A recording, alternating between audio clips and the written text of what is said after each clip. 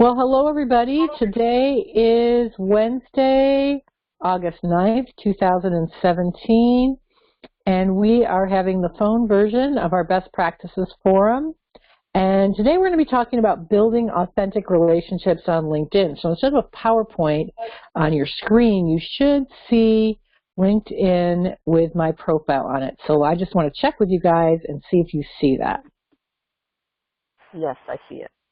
Okay, good. Good. And Lois, you're getting on now, right? Yes. Okay, perfect. So what I'd like to do first is go around and just have each of us say what it is about this topic that's important to us. And I'm going to actually start. And so for me, the reason this topic became a topic is because one of our members in the in-person session suggested it. So that's something, you know, when you attend the Aspire Best Practices Forums, I'm always asking for requested topics. And so if you have an idea of a topic that you're interested in, you send it out. So someone basically said, well, what do you do if you've got 500 plus contacts in LinkedIn and that you've just sort of been passively collecting? You know, what do you do to actually build those relationships? And so that's kind of why we have the topic. But what interests me about the topic is I tend to also be relatively passive on LinkedIn. So I will accept invitations when people invite me. I'll join groups. Every once in a while, if there's a topic that interests me, I might post a thoughtful, you know, comment on the topic. But I have not posted articles on LinkedIn because I'm not sure if I should be blasting articles to everyone in my network, although I think I need to be doing that. I haven't done a lot of posts and updates on LinkedIn, and I haven't really done any active networking on LinkedIn, and so I thought this would be just a good conversation to kind of go into everybody's brains and see what they have and they haven't done and what's worked and what hasn't worked. So every once in a while I feel like I'm hearing a background something, and I don't know if it's my own voice echoing back at me or not. So if you guys hear anything weird on the phone, let me know. Has anyone heard anything weird while I'm talking, like an echo or anything? No. No. Okay. All right. All right. So my purpose for us today is I'm not going to claim to be a LinkedIn expert and give you a class on LinkedIn. There's plenty of those online. But what I want to do is discuss this idea of building relationships on LinkedIn naturally and authentically, and having it be sort of a good, high-quality networking experience. So what I'd like to do is kind of go around and just have each of you say anything personally that you'd like to get out of this call, what you'd like to learn, maybe what you'd like to be doing differently once you get out of it, and then we'll kind of start. So we'll go Maura first and then Lois. So Maura, what about you? Okay, so for my situation, I do a lot of personal face-to-face networking. I like to connect with people just to learn about their stories, their backgrounds, where they're going. I really love to meet people.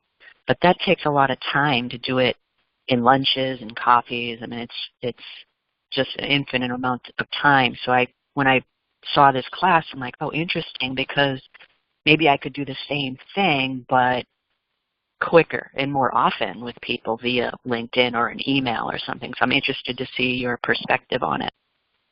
Okay, great. And Maura, I'm going to ask you a question to kind of further clarify things that I think would be really interesting. And that is, you already do a lot of in-person networking. Is there a way that you like to in-person network versus a way that you don't like? Like, in your networking, have you had some learnings about this works for me and this doesn't work for me? Because I think that's going to be important also.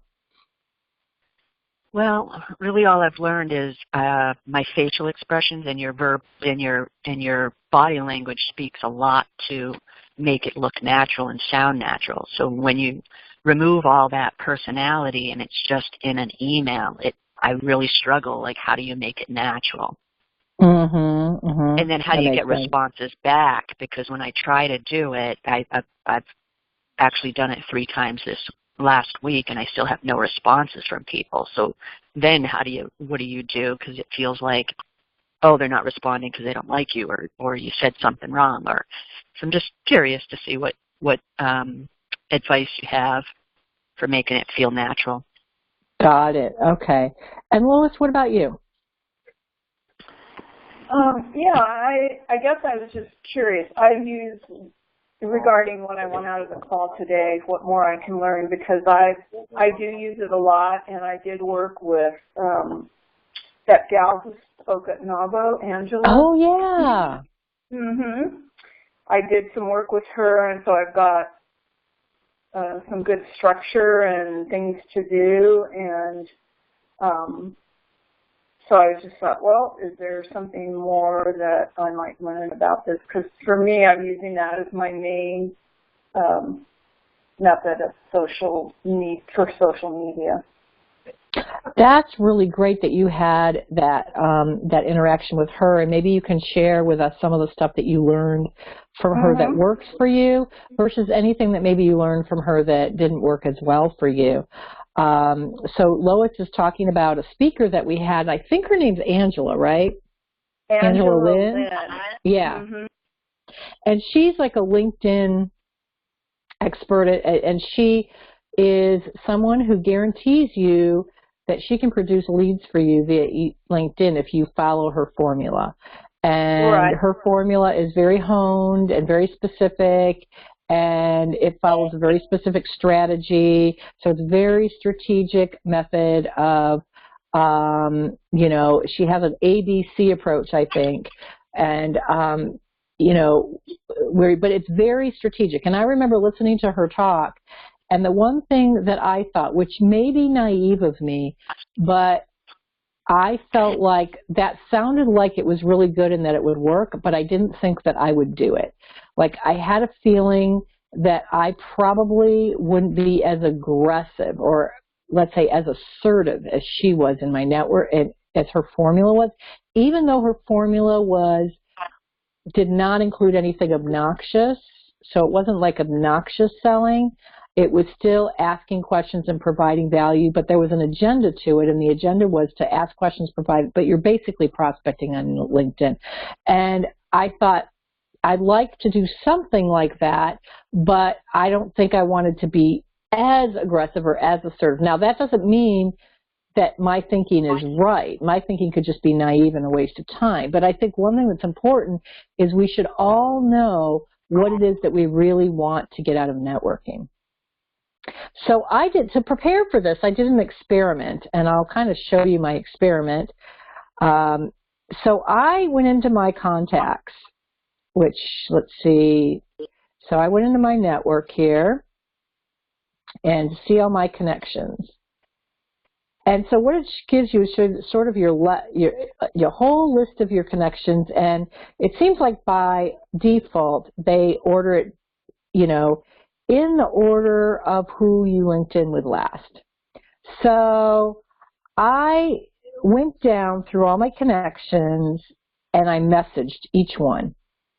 And I basically just invited them to have a phone call to get to know each other better if I didn't know them well. And if I did know them but I hadn't talked to them in a while, I might have gone in and just double-checked with them and seen how they were doing, and if we hadn't talked to each other in a long time, again, invited them. And I had an interesting result, and the result was, and I would say I got down to about, let's see, how far did I go? I think I got down to about here. I'm looking at these people down here, and these I weren't. So I don't know how many that is. That wasn't a lot, but it was maybe 50 that I went in and messaged. I did about 5 a day or 10 a day for about a month. And I'll show you my messaging, messages. So it kind of shows you all your messages and the different messages you had, and like, so here's one. you know, this was actually funny because this guy was in one of my speaking engagements, so he reached out. So we're chatting here, and it's not bad, but some of these people. So here, look at this. Hi, so Jeanette, she's somebody that I met at NABO, and we actually connected, and I don't know if I reached out to her or she reached out to me, but we were very friendly at NABO, and I said, hi, we met at NABO this week. I thought it might be nice to spend some time getting to know each other, see if we have any networking synergies, possibly coffee or phone call, let me know. And then no response. So this was in July of 7th. And then here, this guy initiated this one. Hi, I had a look at your LinkedIn profile. It seems like we have a few things in common. I think it would be nice to connect and network. Okay, if I send you an invite, and I said yes. And then he said, thanks for accepting my invitation to connect. I'll keep this message short. Maybe I can refer you to my clients and vice versa. So he's kind of reaching out to me, doing the exact same thing that I was trying to do. And then I said, sure, would you like to set up a phone call to get to know each other better and see if we have synergies? No answer. So there's a lot of that was, that came. There's a lot of that. But what I noticed in general, the trends I noticed is that people I already knew usually did phone calls with me.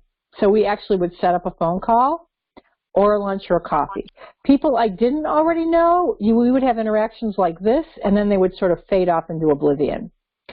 So as I thought about that, I thought, well, that makes sense.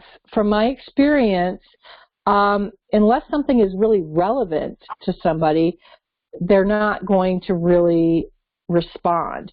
And the people that did respond often were assessing me as a prospect. Here's a guy that I had to just stop talking to because he was kind of aggressive. So this guy,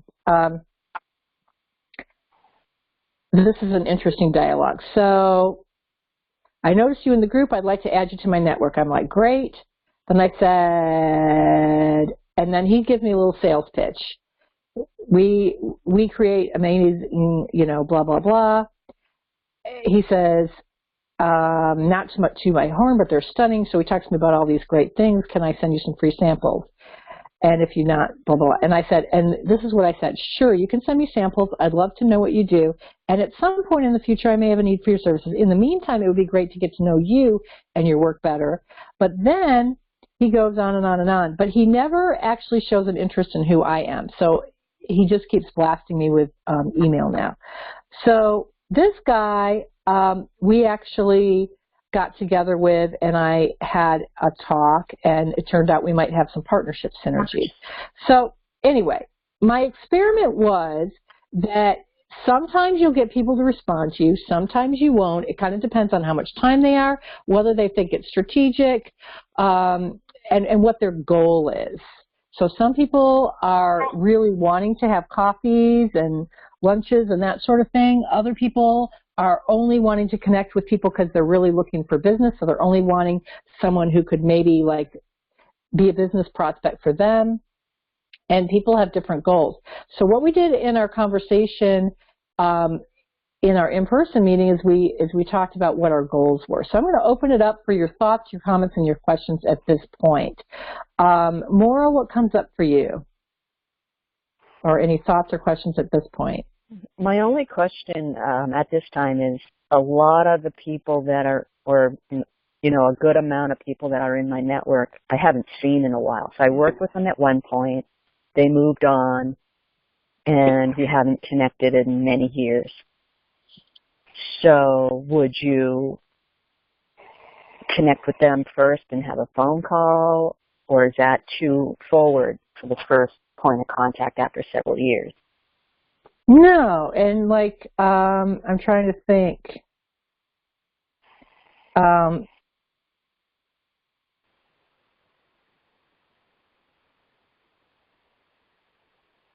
There's somebody here that was like that for me that I just wanted to pull up. But yeah, I mean, tons of people here that I haven't talked to in ages. And this is what I said, wow, we haven't talked in ages. This guy I haven't talked to in ages. and we just had a little conversation, and it kind of got us caught up. I don't think he wanted to have a phone call, though. He just never responded to that part of it. So it's perfectly appropriate to reach out to people, and it's easy to say, hey, it's been ages, I haven't talked to you, I'd love to reconnect. Sometimes they'll jump up and reconnect with you, and sometimes they'll be busy and you've been out of their life for so long that they might send you a nice note back like it's great to hear from you, but then they don't take it any further than that. And, I think it's all okay. Yeah. So what about you, Lois? What comes up for you as you're looking at this, and what thoughts or anything that you learned in your work with Angela that that you feel is relevant here? Yeah, I think what you're doing is somewhat similar to what she's recommending. First, she has you join a bunch of groups that would have potential clients, right? Mm-hmm. So, like, you're in leadership think tank, so that's a perfect group. And then you start sending message. Well, that's one. And then if there's people that you want to add to your contacts that are in the groups, or whatever, you add those. And then when you start emailing, the main thing that she says, she's got like a series of things you do, but the first one is to kind of get interested in them, like, what challenges are you facing? Like, for me, it would be, in relationship to leadership, since that's the focus of my coaching, and see if you can get them in conversation about that before you start sending them information and talking about you. So that's her strategy there. And then and how has that worked for you so far? I'm sort of looking for groups here as I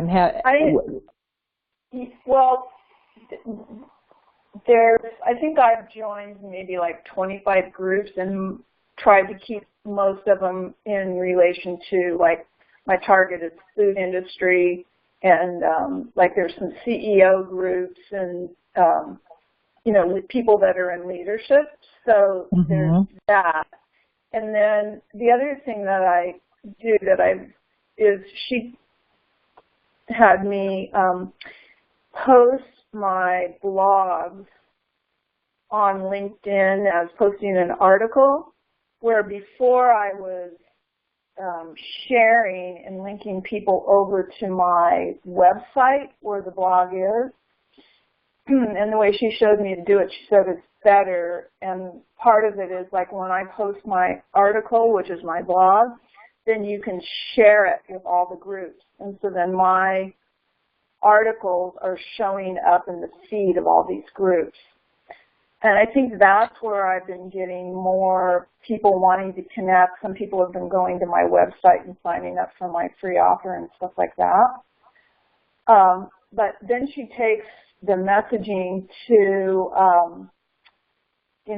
seeing what you did, like, can we set up time to talk? And then also sometimes sending them an article of interest, to show the value that you have. And then maybe it's time to, there's kind of a process that she has. But to your point, some of it, like, I did what she said. I joined the group. She helped me update my profile. But I haven't been as rigorous and diligent about, I think she wanted me to do like 200 new people a day or something like that and start a conversation. But I personally... 200 a day? Yeah. And she showed me, like, how to do it. You cut, paste, do this, blah, blah, blah. But before I send someone an email, I kind of like to read their profile so I can make it a little more appropriate than just this cut and paste thing. And the same with people who accept to be, who ask me to join with them or who accept mine. I want to kind of read the profile and make sure, yeah, okay, it's somebody that makes sense. Because I've had a few people that are like from Russia and this and that, and I don't want to get into that. But anyway, I haven't been as good about contacting people I don't know. I've been kind of in my inner circle first, catching up with people, and some people go back and forth in an email, and then if I say, well, hey, if they're local, want to meet for coffee or something, some do, then some of it, like you said, it just kind of dribbles off once you've gotten into what's new. But I think her thing is the opportunity is creating relationships via the LinkedIn messaging with potential clients that, you know, and there's a process for how you do it, and it's getting to know about them and their needs first before you start even talking about yourself or asking to make a phone call or any of that. Yeah. I found even a phone call is asking people a lot of time. I wanted to ask you something. I have like an article up here. This is a blog that I wrote a while ago. Now, I just want to ask you, so let's say I want to post this on LinkedIn. Let's say I want to share this on LinkedIn. Okay. Right. So I go to LinkedIn, share. Yeah. Okay. Right. So see down at the bottom where it says post to groups. You click that, and then you start. If you just start typing the name of the group, the names will come up of the groups you're in. So let's just say if you say ICF, to put an I in there and see what happens. Yeah, so all the ones that start with I, then you just click on them, click on each one, and it puts it in the group, and then it starts going to that person. And right. Yeah. Okay, and then what do I put there? Like, Well, what I found is when I add discussion title, you know, I've still got to play around with this because I like the title I created of my blog, and what shows up first is in the feed of the group is the discussion title. So if you want to keep your same title, you can put that first. Like so something like is effective negotiation manipulative? Yeah, so you might say, yeah, that, or are you effective? You know, something like that, whatever you want it to be. And then you still have to write the detail? You just say, like, tips on negotiating or something like that, or, you know what I mean, like, how to be a good 7 tips on being a good negotiator, or whatever it is. I haven't read your article, but that's your sub thing. So what shows up in the group feed is your title and then, like, the first 5 words. Yeah, you don't want to put too much there. You want to have it be more provocative, like is effective negotiation manipulative, and you could, I can't see your article, but yeah, I don't want to get too complicated here because I know we're doing a class, but I want to go through the process of doing it. So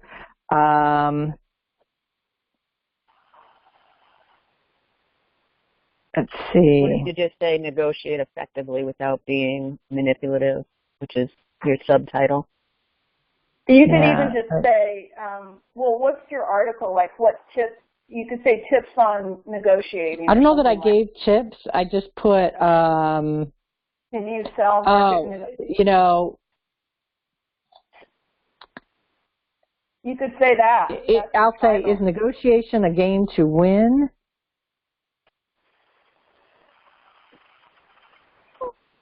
Or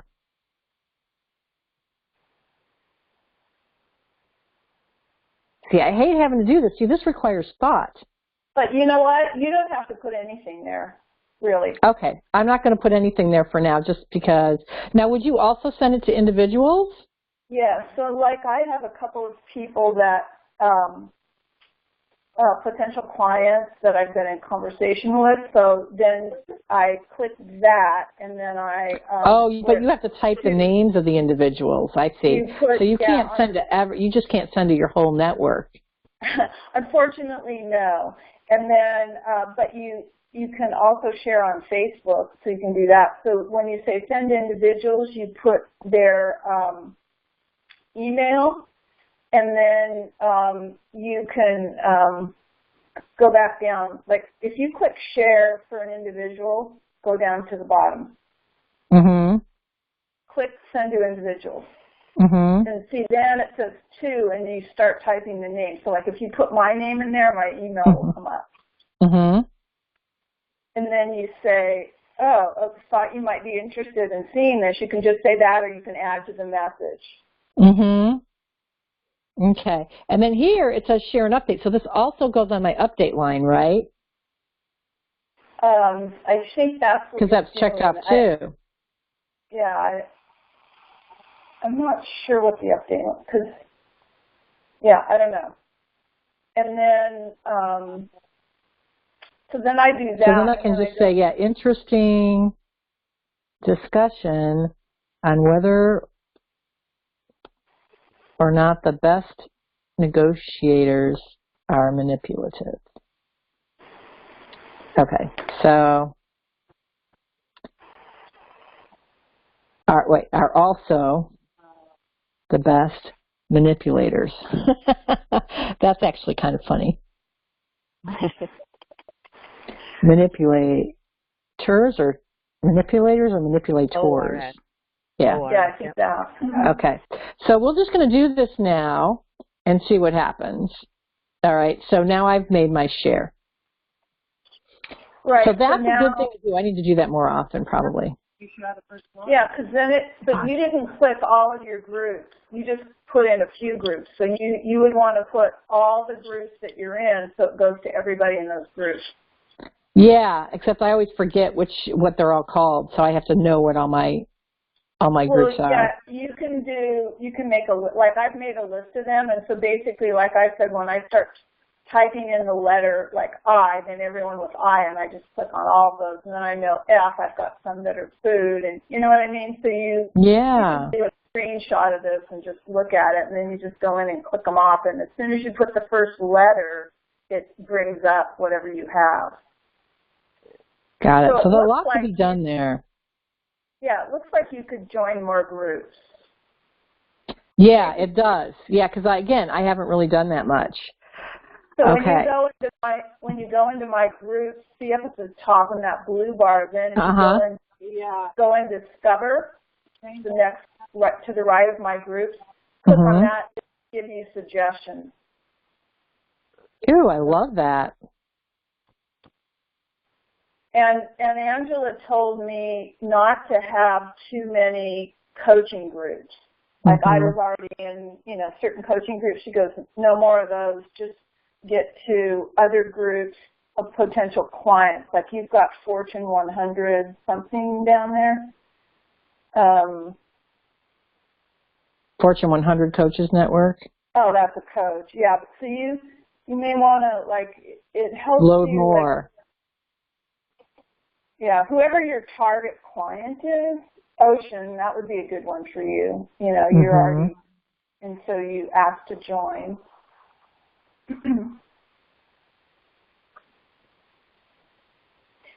And then when you actually get in the group, you can go in the group and edit the preferences, because it seems like what the default is they send you emails every day, and I pick the weekly digest because I don't want to get them every day. And you can even pick not, and then just go to the group and look. But I like to see what people are talking about, and like when my blogs go up, I only do it every other week, what's showing up. And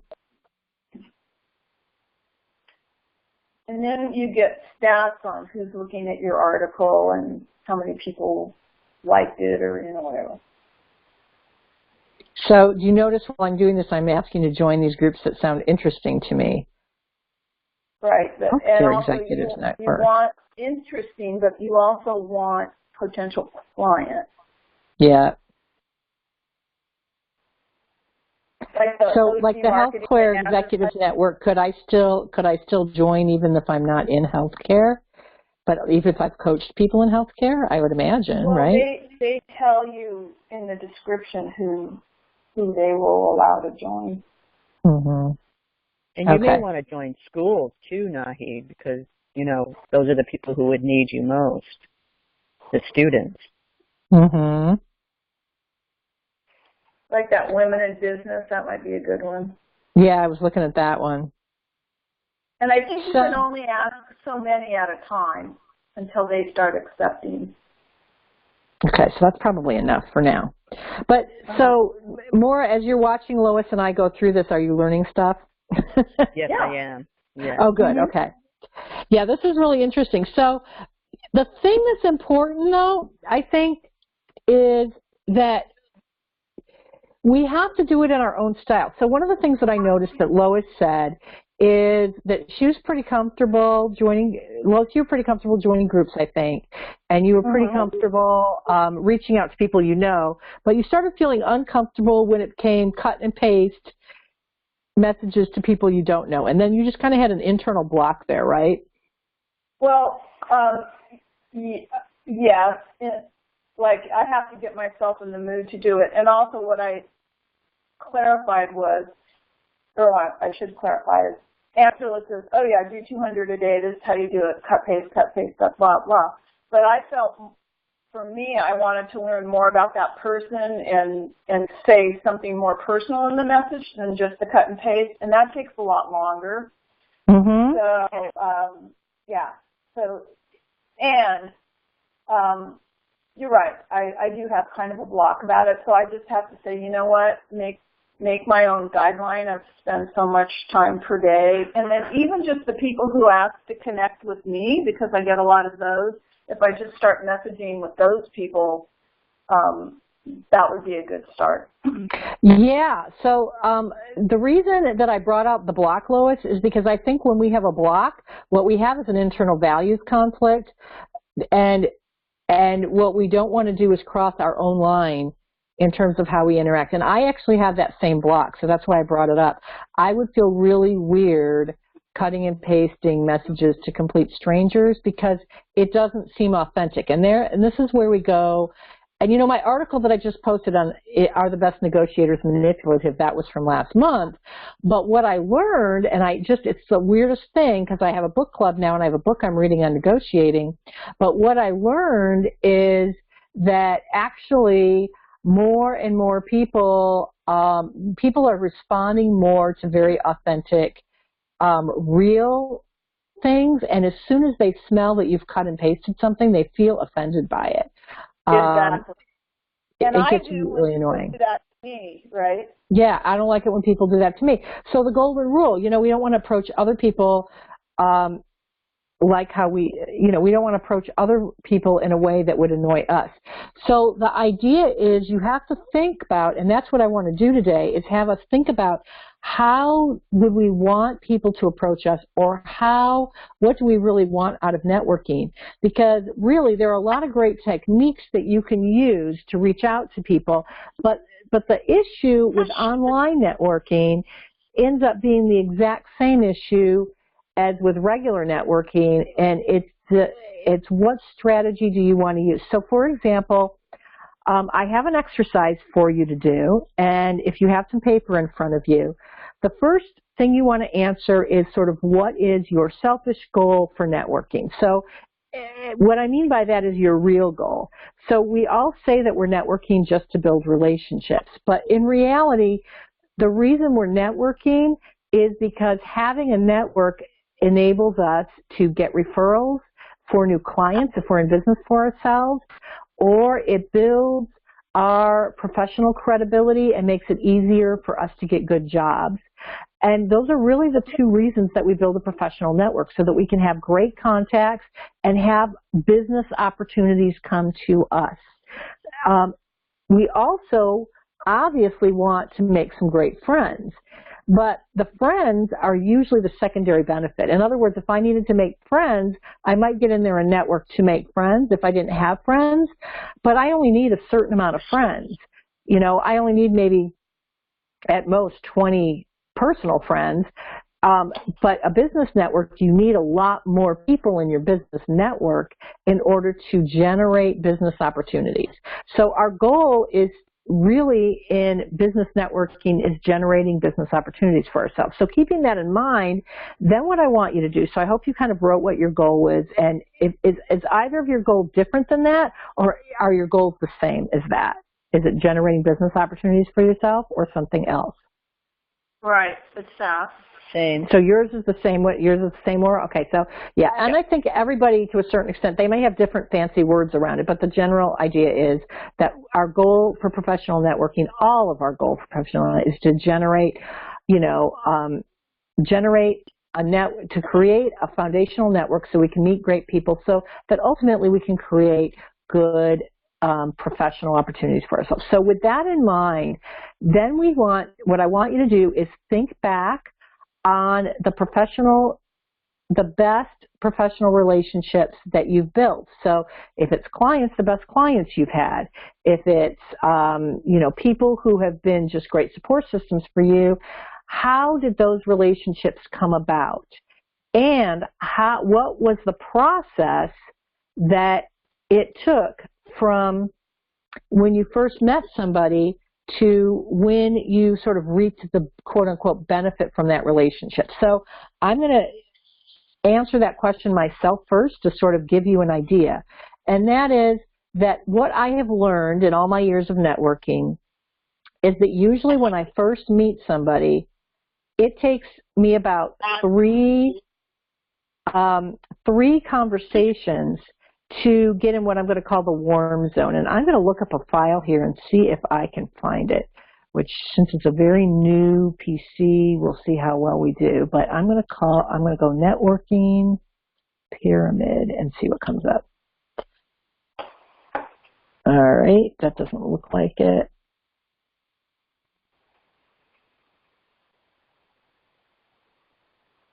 Well, this says it's a networking pyramid, so let's see what happens here.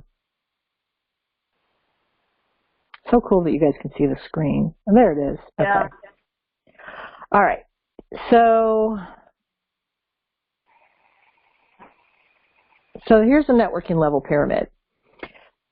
So essentially, when I do this exercise for myself, and I hope that you're doing it for yourself right now, so you're saying, you're just doing, like, who are the best people I've ever met, right?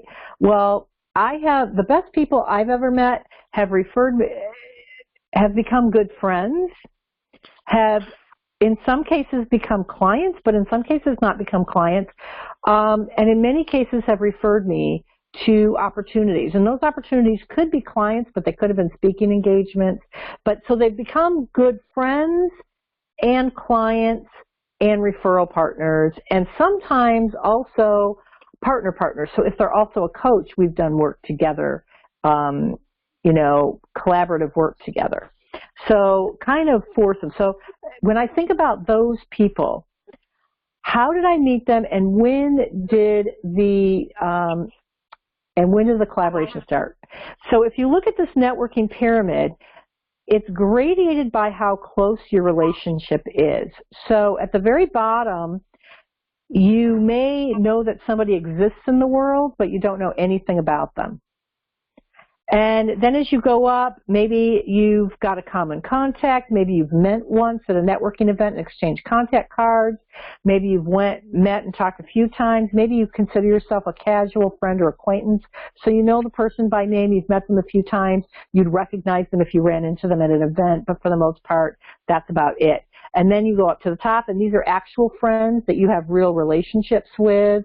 Or maybe they're acquaintances that you see every day just because of your work situation. So they happen to be people that you may not know that well, but you know well just because they're like they sit 3 desks down from you at work. And then at the very top, you have your close friends and family. So I bracketed the referral zone as these 3 levels, which is from the 2nd level down to the 4th level down. And what I have said in my networking speeches that I give is that most people are frustrated by networking because they're trying to reap the benefits of relationships down in these lower levels.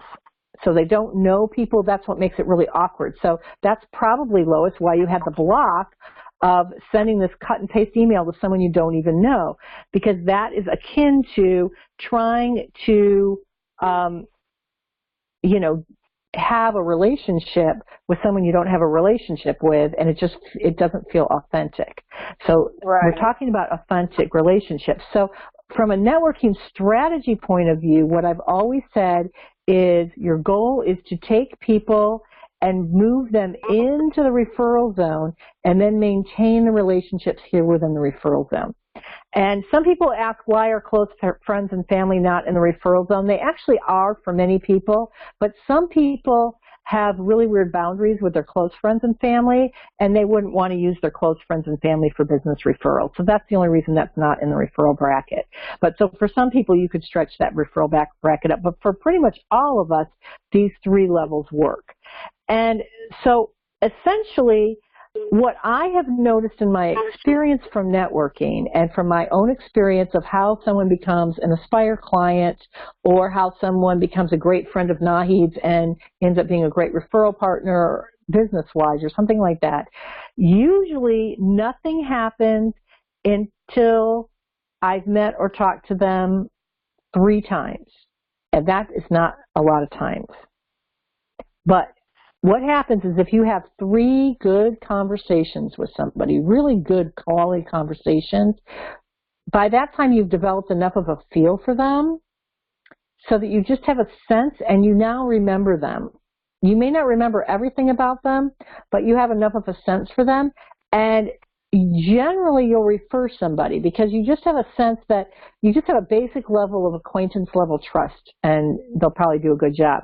So once you've met and talk to someone a few times, usually now you can,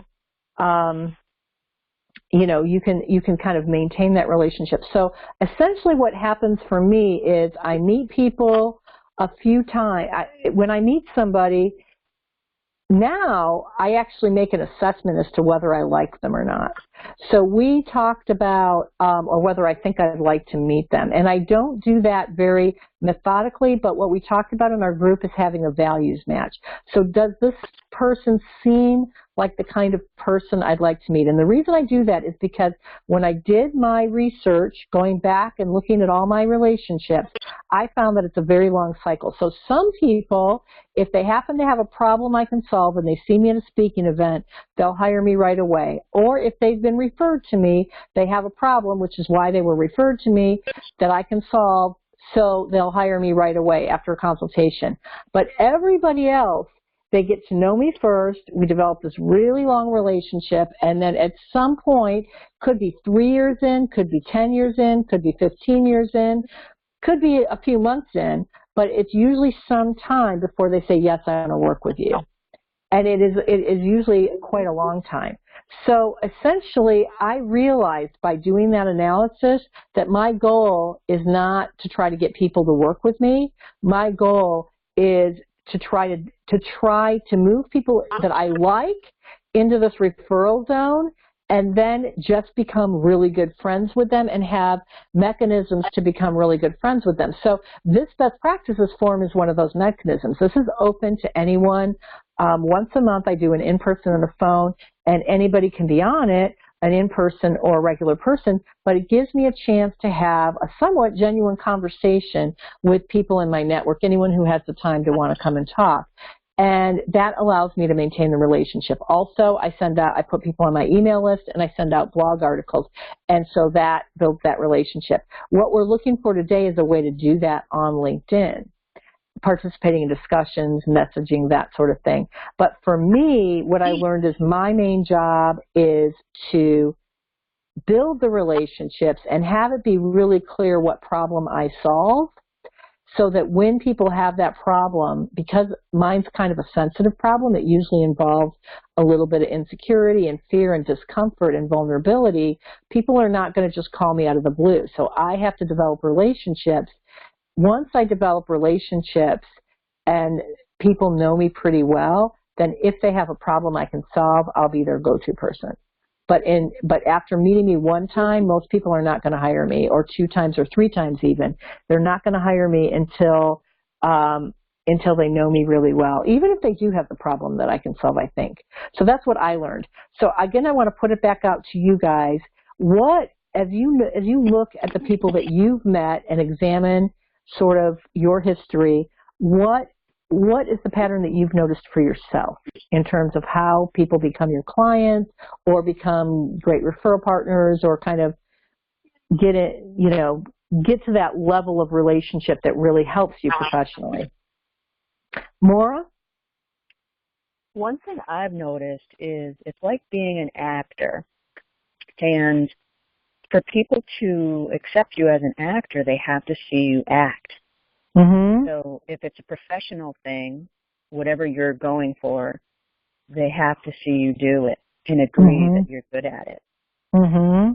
So it's been a struggle for me because there's been a lot of my contacts who don't know the new me after having a leadership position for, 7 or 8 years. They know me before I was a leader. So I'm struggling with how do I show them I can be an actor, quote unquote, with not working with them anymore. So they can't see me day to day. How do I share that with them? That's a great question. So how do I help people see the real me? And, honestly, I think something Lois said earlier is really relevant here, in that most of us are worried about ourselves, and our liking of someone has a lot to do with the interest that they show in us. So, for example, if you're reestablishing a relationship with someone that you've known a long time ago, and you're showing an interest in them and what they're doing, and it's a genuine interest, they're already going to,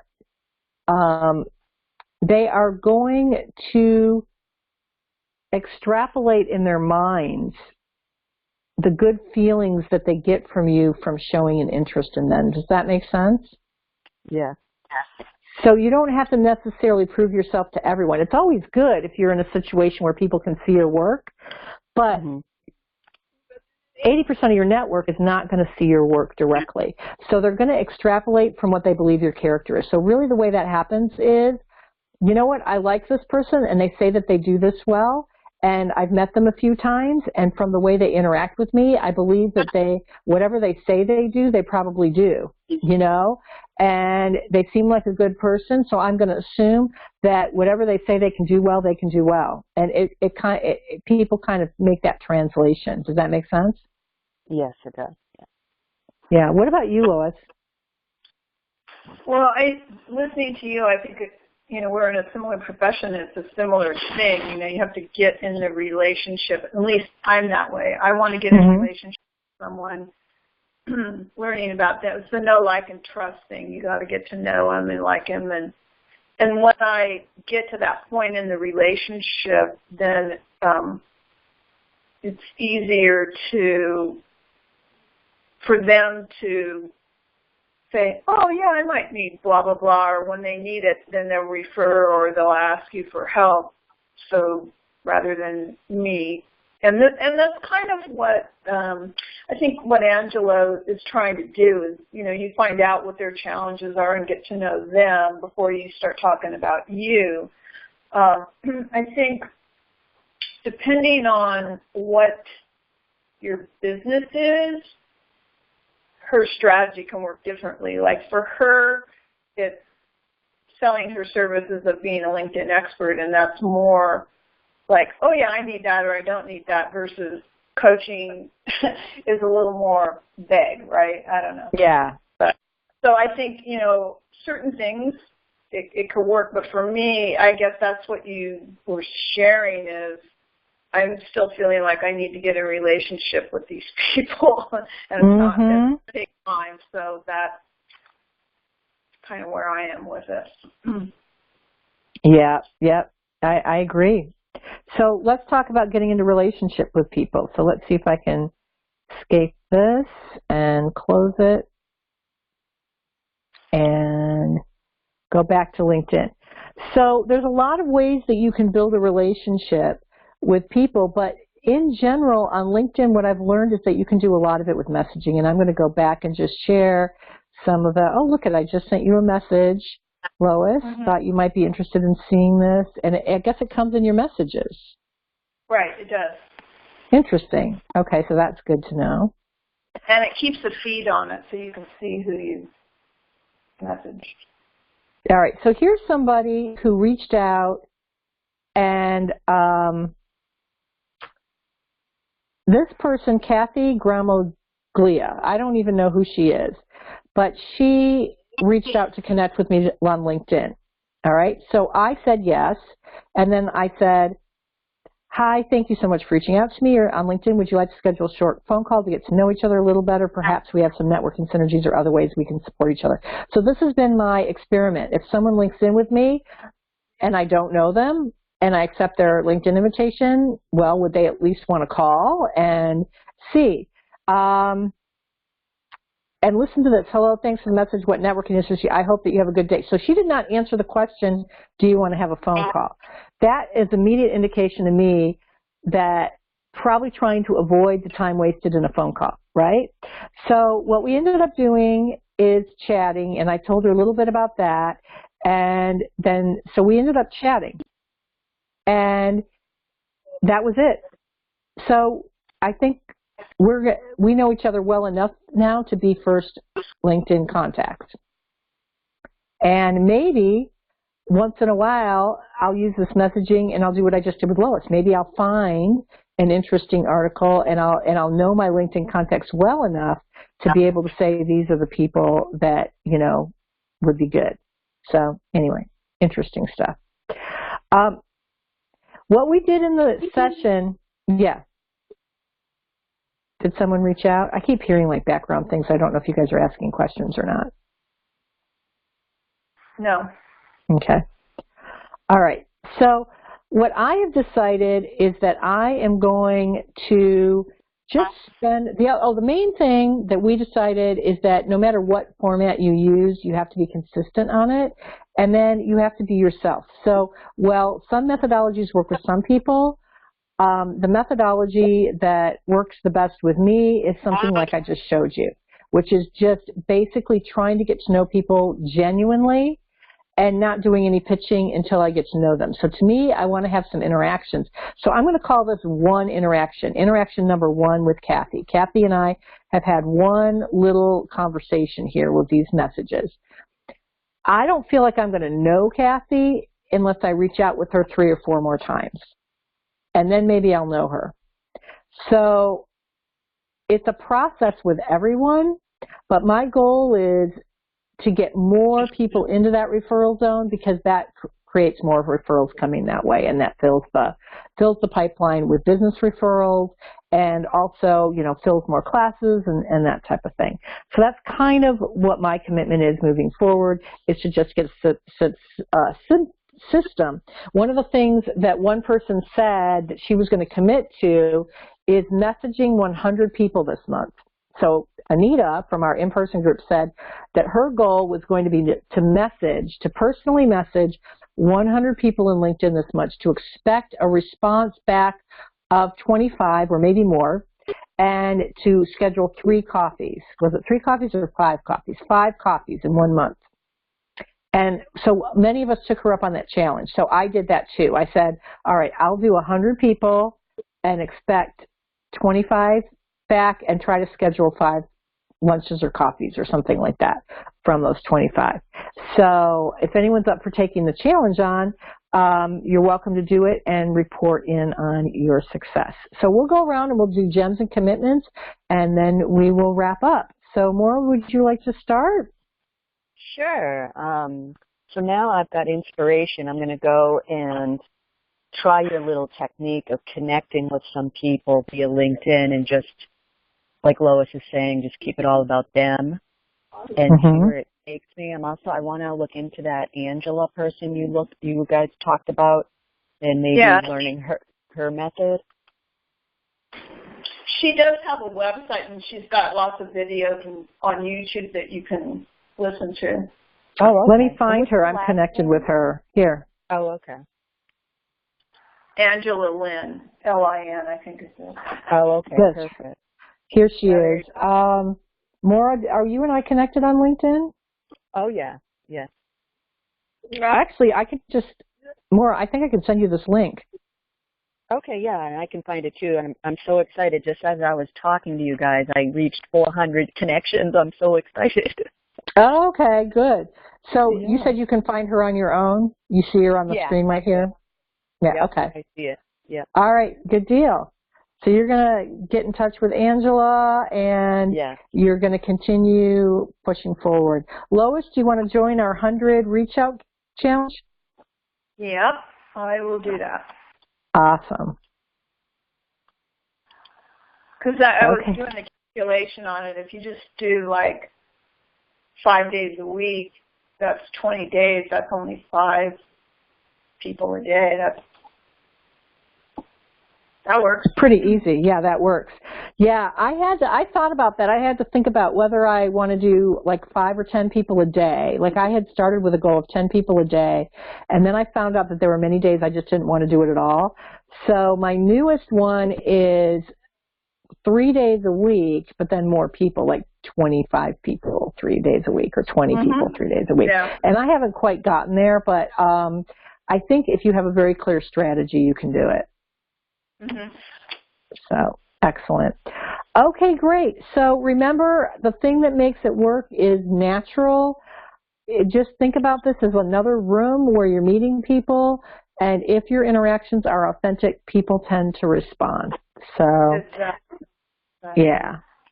So, all right, everyone. Thank you so much for connecting and being on the call today. Good luck with your marketing efforts. Keep us posted.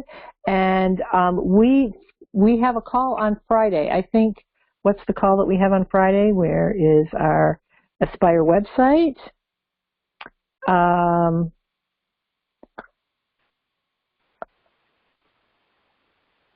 It is, it's not on here yet. I don't know what it is. Leaders Coach. I think it's Leaders Coach. Okay. All right. Have a great one. We'll talk soon. Okay. All right. Bye-bye.